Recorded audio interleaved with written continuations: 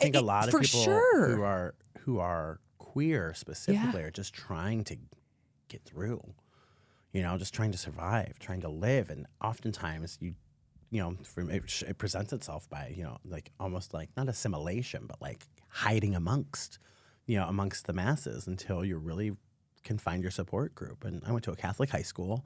So I just was like, I was like, I don't know. I mean, like it was all very, I was doing all of these things to just make sure that people knew that I was a good heterosexual kid. But how do you even then figure out when you're that young and you're like when you don't even know yet yourself, when did you finally go, okay, wait, this is what, or do you even remember that?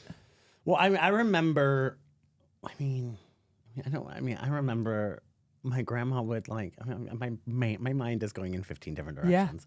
Because, I remember when my grandma and grandpa on my dad's side, I would help out at their house. And so, whether it would be mowing or planting flowers, but me and my grandma specifically were buddies.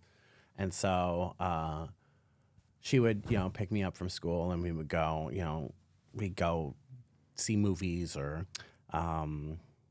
she'd always surprise me with like a cassette and my grandma's cassettes that she would give me were like Bette Midler and Oh yeah.